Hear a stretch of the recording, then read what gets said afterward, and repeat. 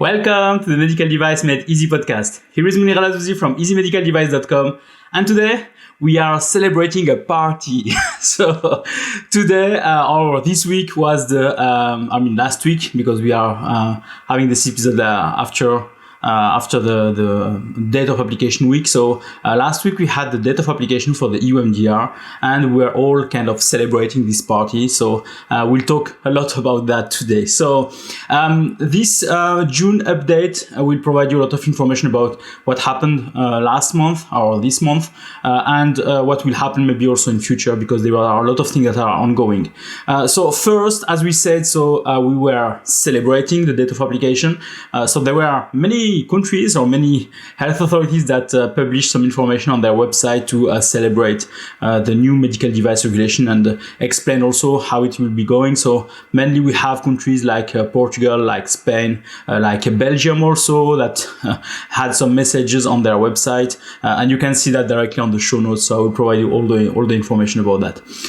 What we had also, we had a bye-bye party with Florian Turkxit, so who was organizing this bye-bye party, where we were having a lot of people there who were saying goodbye to the MDD, to the Medical Device Directive, and to the AIMDD, Active Implantable Medical Device Directive. And there was a lot of people there. You can see maybe the picture that I will show you that I took while I was there. And there was also some panelists that were explaining what happened. The fact that they were there when it was created, when the MDD or the AIMDD was created, and the fact that what it changed also to their life and how this kind of adventure went on. So I couldn't tell anything about MDD mainly myself, because when this was created, so I was still studying, so I'm still young. Thank you for that. So mainly we had, for example, Dario Pirovano, we had Elizabeth Kvoller, we had Martin Witte from Turkxit, we have Gert Bos, we have Sabina Oekstra van den Bosch, we had Hans Heidel and Erik Vollebregt that were talking about MDD or what happened with the MDD. So the stories were great. I don't think there was any recording, so I'm not sure. We have to ask maybe Florian for that. But yeah, it was really a great party, just to remember the MDD, how it was started, and celebrate then also the I cannot say the word, because apparently during this party you couldn't say the word which is different from MDD, because if you say that, you had to drink, if I can say, some your glass of wine or whatever. So so we had this good party, and I really thank everybody that was joining there, because it was great also to see that there was a lot of gathering for this kind of events.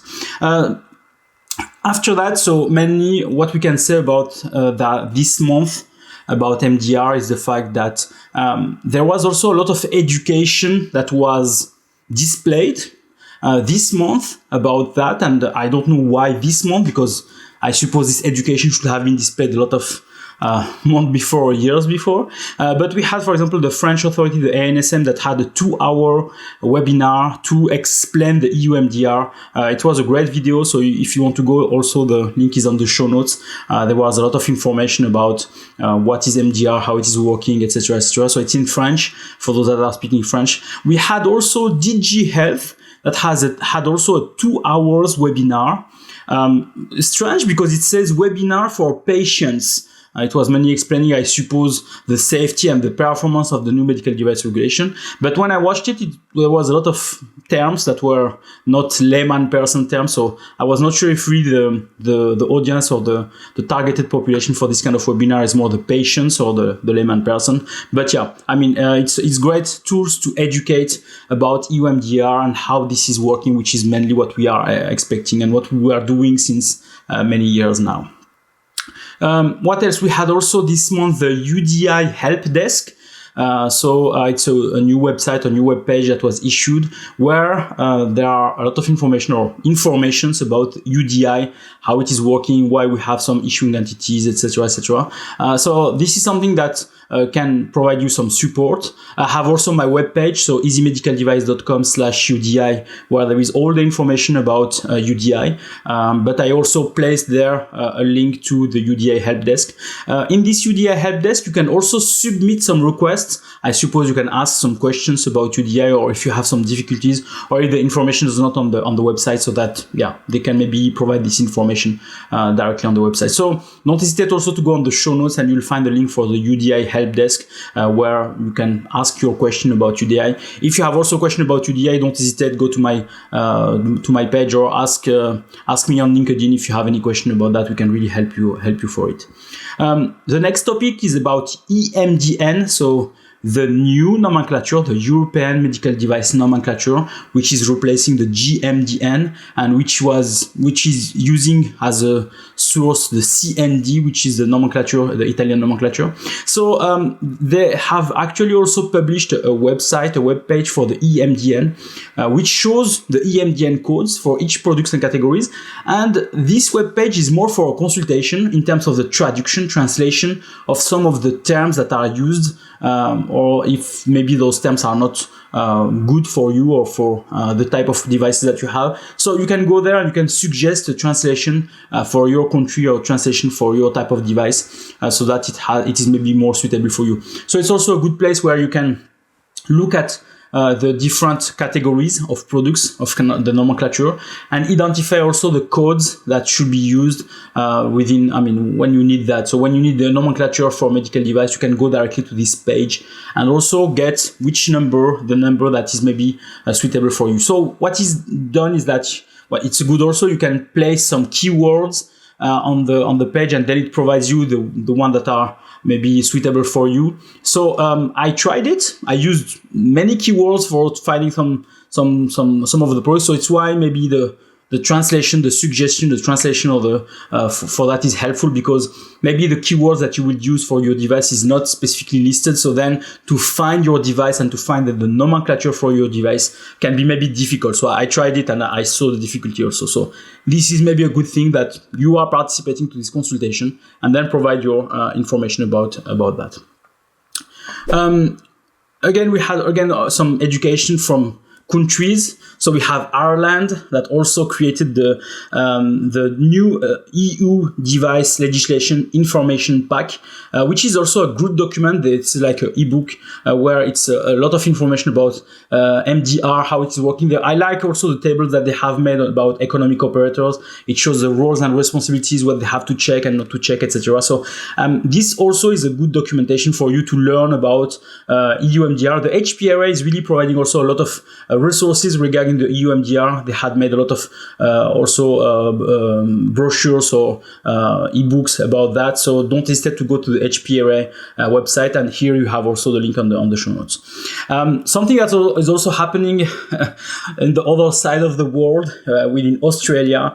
So Australia, which is following closely what is happening in Europe related to the medical device regulation and medical device directive also before.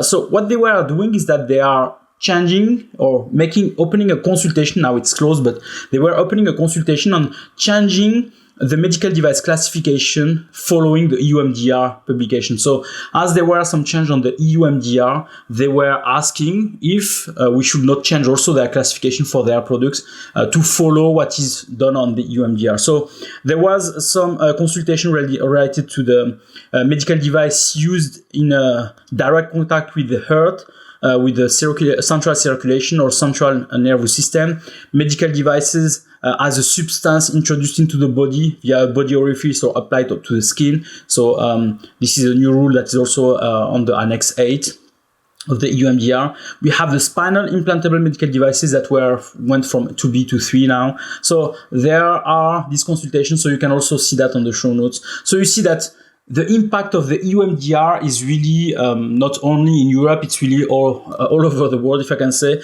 So it's why it's really important that you are really following what is ongoing now with the EU MDR, because I suppose a lot of countries will try to align also to the EU MDR. This alignment will help also the exchange of devices without any barrier related to that.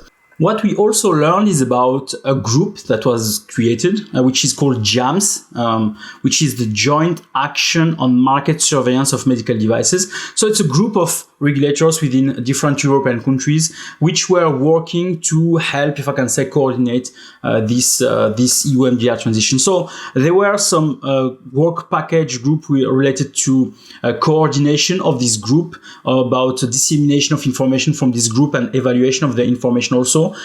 There were also some groups related to the inspection of manufacturers. So many countries will try to define some harmonized rules to inspect manufacturers. So when there is a competent authority that wants to inspect a manufacturer because of some maybe issues, the point is how they are doing this inspection, that they are following the same rules and that there is no kind of difference here between the different countries. So there were, for example, 6 workshops organized, 7 face-to-face meetings, an establishment of a process for this joint inspection of manufacturers. There was also a work package related to clinical process and resource development, where we had here some communication platforms that were created, some training strategy for clinical data assessment. So yeah, we had this group with countries. MHRA was initially also included there, but I suppose because of Brexit, they had to get out.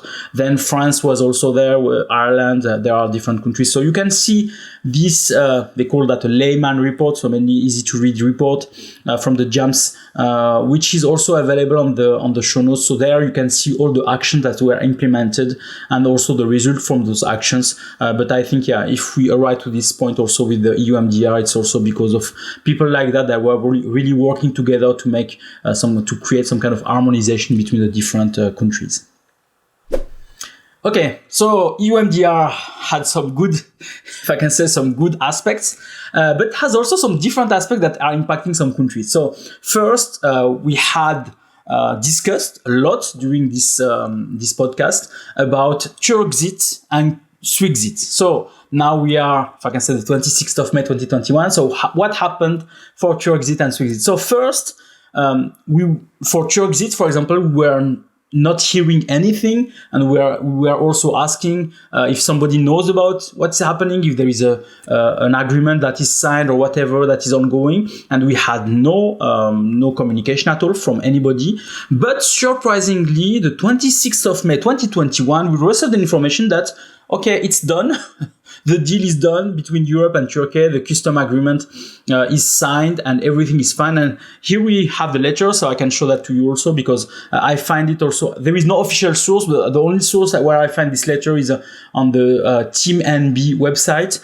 So on this letter, it says that we are pleased to inform you that final steps to update the EU-Turkey Custom Union for medical devices, including the signing of an administrative arrangement for the transfer of personal data between the European Commission and the Turkish Medicine and Medical Device Agency, and the Customs Union Joint Committee statement confirming Turkey's alignments with the EU Medical Device Regulation 2017-745 have been concluded.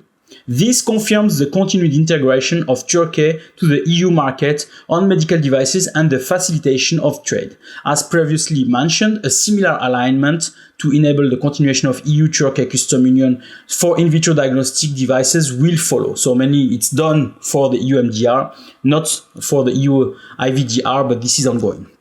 So this was really a surprise, because as I've said, we didn't heard about that at any time.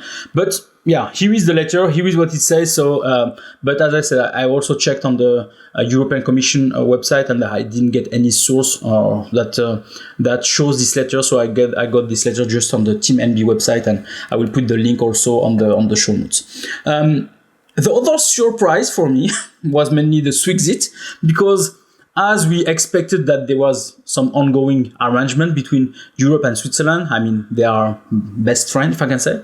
No, at the end, there was no arrangement at all. So from the 26th of May 2021, Switzerland is out of the European Union for medical devices. So they are considered like a third country, like China, USA, Brazil, or whoever that is outside of Europe. So it means that they have to have importer, manufacturers in Switzerland have to have an importer or an authorized representative in Europe. Unless they have a valid MDD certificate, then they can continue to sell their products in Europe during this time. But for the others, they have to have an importer and an authorized representative if they want to sell their products to Europe. So, surprise. And then also we have the information from the Swiss government that says, okay, now we have no access anymore to the data, the personal data or the data from the European Union. So we have now created our own, if I can say, really law, which is really similar to the EU MDR, but for now for Switzerland. And there are also some requirements there where you have, if you are a manufacturer that is not located in Switzerland, and that you have to appoint an authorized representative in Switzerland. This is one thing that is mentioned there. Then the IR, the authorized representative, should register within the Swiss Medic within 3 months after he has authorized the products to enter to be placed on the Swiss market. But I don't know why, on the Article 104 of the medicinal ordinance, so it says that if you are in the European Union, or your authorized representative is in the European Union, then you have to appoint the Swiss IR within a different delay. So it means that before they say you have to, and within 3 months you have to, now it says, but if you are in Europe or your authorized representative is in Europe, which is normally the case for any manufacturer that is selling his products in Europe, he has to have an authorized representative in Europe. If your authorized representative is in Europe, then you have a delay, which is like for class 3, and implantables class 2B and active implantable medical device, then it's until the 31st of December 2021. For class 2B non-implantable and class 2A from the 31st of March 2022. And for class 1 from the 31st of July 2022. So meaning, I suppose that it means that you can continue to sell your products to Switzerland without having an authorized representative, but you have to have an authorized representative and you have to inform the authority 3 months after this authorized representative places the device on the market. So does it mean that you can wait until the 31st of December 2021 to start to work with an authorized representative, or should you start now, etc.? So, bit confusing this thing, but okay.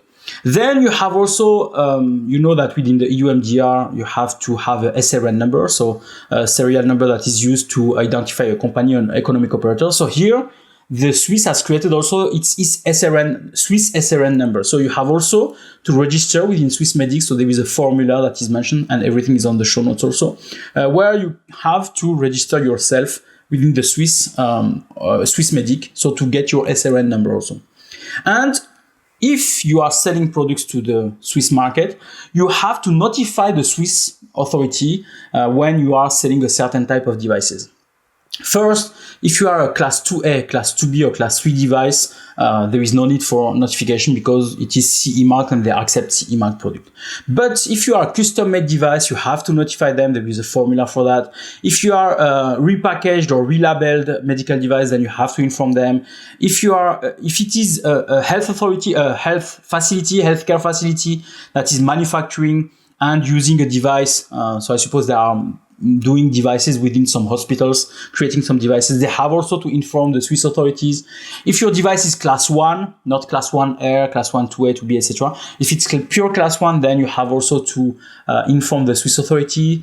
If you have a system and procedure pack, if you have a devitalized human tissue, etc., you have also to inform the Swiss authority as soon as you place your device on the market for the first time. So this is new rules that everybody has to follow.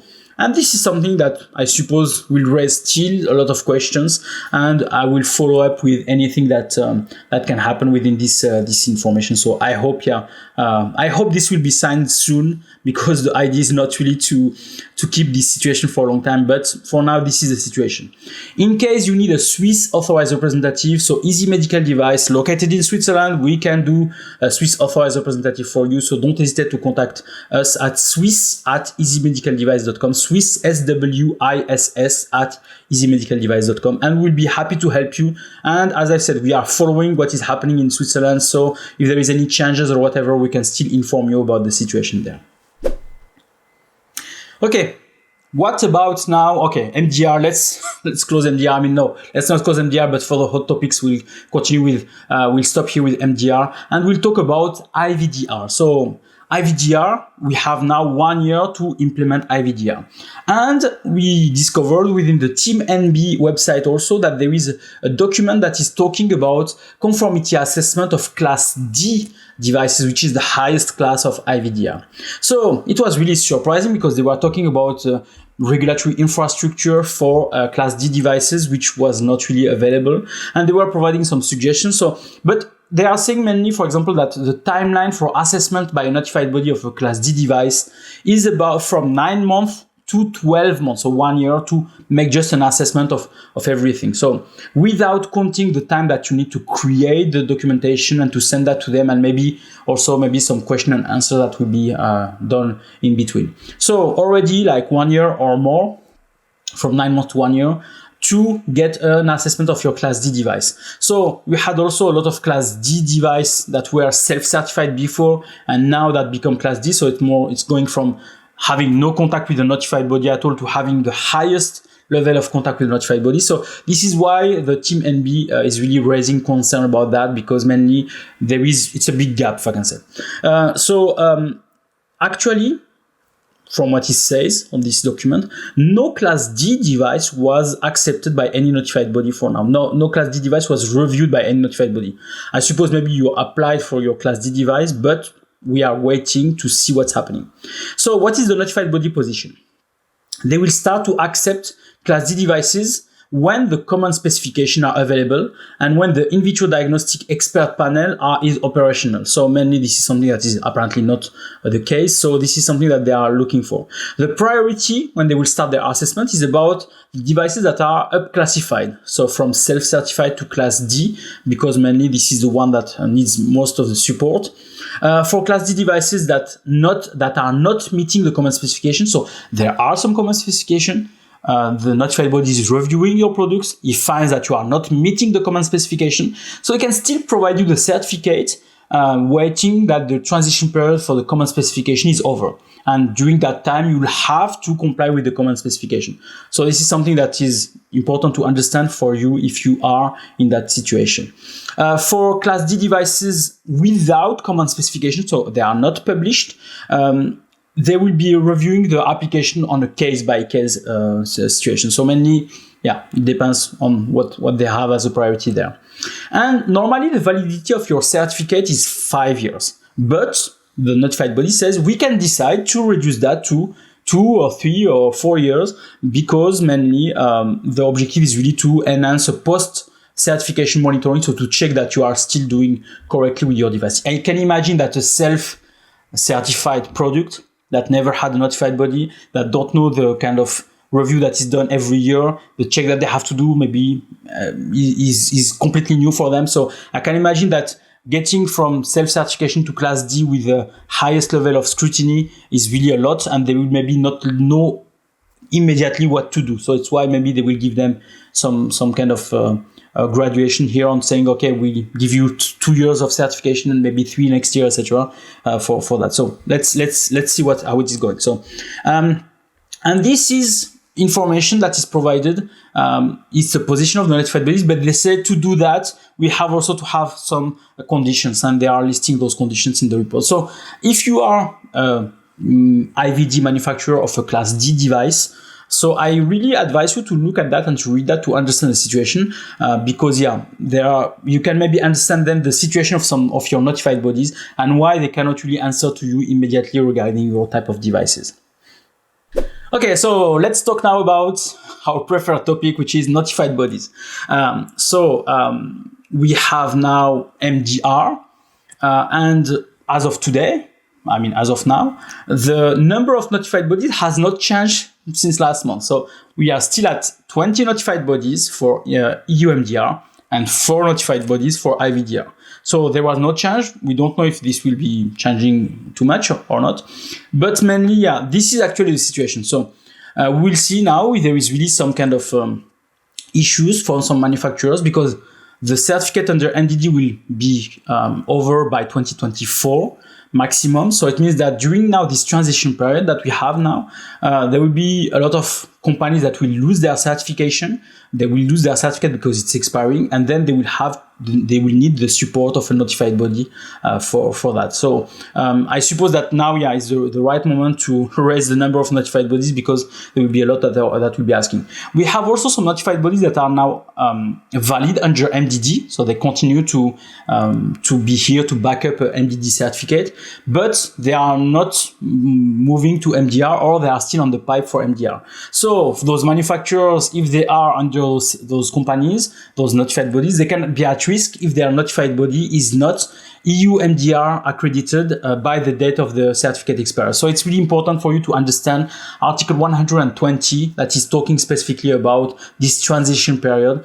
And one thing that is important, as we told you also, I told you many times, and we have a podcast for that also, during this time now from the 26th of May 2021 to the 26th of May 2024, during this period, if you are doing any significant change and you are still under MDD, then the date you are doing the change and you are implementing the change, the significant change, you have to apply EU MDR. So it should not be a surprise for you. It means that any change has to be evaluated before to define if this change will really move you from MDD to MDR, because then even if your certificate expires later, you will have to transition to EU MDR immediately. Then your notified body should be also informed, etc., etc. So be careful of that. Significant change is mainly the risk that can happen to you now, that your team are not informed. So train your team on what is a significant change, so that each time there is a change, they can evaluate if this is a significant change or not. Okay, so now about standards and guidance. So what are the guidances that are issued? We have many MDCG guidance that were issued. We have the MDCG 2021-9, which is a position paper on the implementation of UDI requirements for contact lenses, spectacle frames, spectacle lenses, and ready readers. We had already a guidance on that, or MDCG guidance, which is the 2020-18. So the information from this new guidance is not really changing anything. It's just saying that you have to follow the UDI requirements related also to the dates of implementation of the UDI, which is not really changing anything. So I don't know, if there is, I read it, I looked at it, and I didn't find anything that was helping me on anything. For me, I consider spectacle frames or lenses or whatever same as any other device, so it's why I don't know. So if you have any comments, don't hesitate, tell me, because maybe I missed a line there, so tell me if there is anything that I missed about this one. Okay, now let's talk about the MDCG 2021-8, which is about clinical investigation application notification document. This is a document, a guidance, where there are a lot of formulas or document attached to it. Why? Because normally, if you are running a clinical investigation, you have to register your information inside UDAMED, so the database. But the UDAMED module for clinical investigation is not live. So as it's not live, they have to find another solution for that.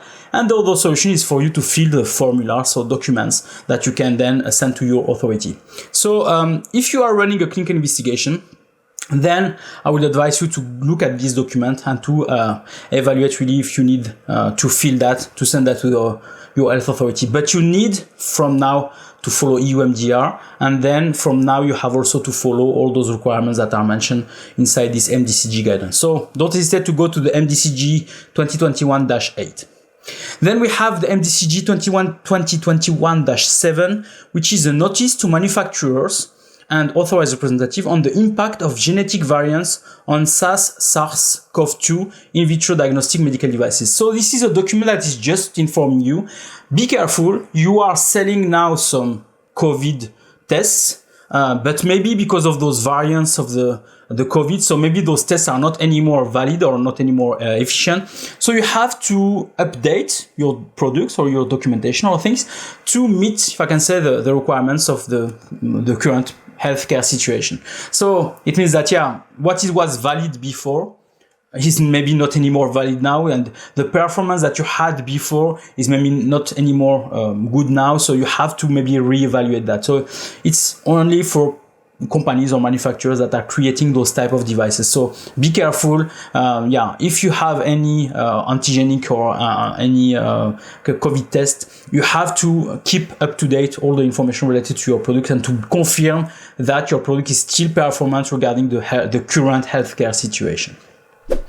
And lastly, we have the IMDRF, which is a global organization that is creating some guiding documents related to medical devices, in vitro diagnostic, etc. And this IMDRF created a PMCF study guidance where it's talking about how to perform a PMCF study mainly. So it's providing the information first on the circumstances where a PMCF study may be indicated, then the elements of a PMCF study, so what is really inside, and the use of information from PMCF study, so how you can use the data that you have received from your PMCF study for proving that maybe your device is fine or not. So this is maybe something important for you if you are willing to create a PMCF study, or also if you want to justify for not having a PMCF study because maybe you are not fulfilling the requirements that were mentioned here. So this is a document that can be really helpful. And as usual, a lot of guidances that even the MDCG created or even the EU MDR is following are coming from the IMDRF. So all what is said on this guidance is really something that you should maybe follow. Don't hesitate, as I said, to go on the show notes and then to find all those information about this document. Okay, so what happened within the Easy Medical Device? So Easy Medical Device has always a podcast. So this month what we had is that we had 3 podcast episodes related to first the emergency use authorization within the FDA. So when to use this pathway. So mainly this is used for example, COVID-19 situation, for face mask, for tests, for respirators, etc. And I had with me Michelle Lott, who was explaining to us that sometimes it's not really worth to go to this pathway because a 510K, anyway, you will have to have a 510K or something else on the side. So, and sometimes the requirements for a 510K and emergency use authorization, so EUA, is the same. So at the end, maybe it's not worth it to really go through that pathway. And this is maybe something that is really important for you to understand.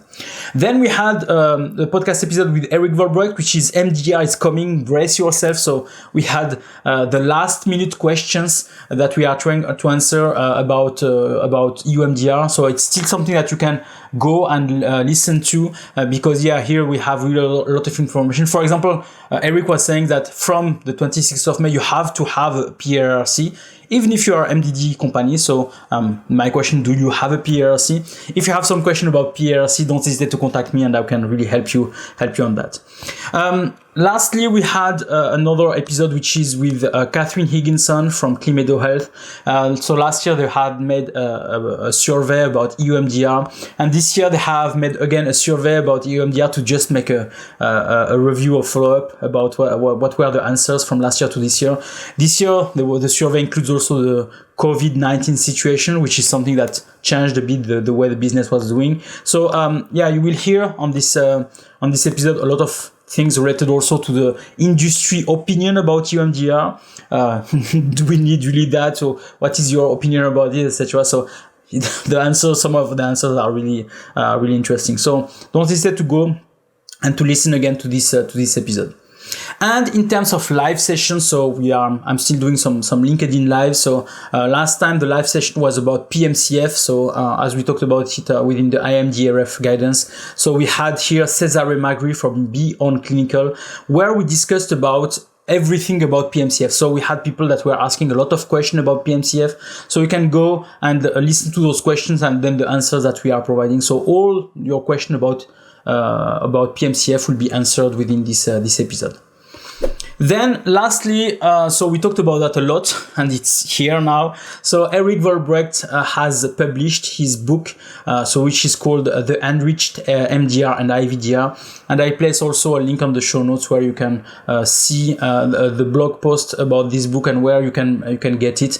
We discussed of that also during a lot of our episode with Erik. So it's a document that will be really, I suppose, a Bible for a lot of medical device regulators, because it's an annotated version of the EU MDR, where it's giving also some interpretation of what the text is providing. IVDR, MDR, and IVDR. So it's not only MDR, it's MDR and IVDR. So I really encourage you to get a copy of this ebook where you can really get a lot of information, and you can also learn maybe something about EU MDR. And this will be really a good book for you in case you are really working with maybe a lot of customers, with a variety of customers, because then it provides you information about a variety of situations that can happen to you. Okay, so I think it's the end of today. So really thank you for listening to this episode. We will have now much more episodes. So we still have 3 years until the real application of the EU MDR, because then from 26th of May 2024 there will be no MDD product anymore, or MDD certificate anymore. So we have 3 years still for that. But we should continue now also to talk about IVDR. As I've said, this is something that is critical. We have only 4 notified bodies for all the manufacturers that will come here through this route. So it's really important that you are also ready to be placing your in vitro diagnostic products on the market. So don't forget to listen to the podcast, where we'll have also a lot of episodes about that.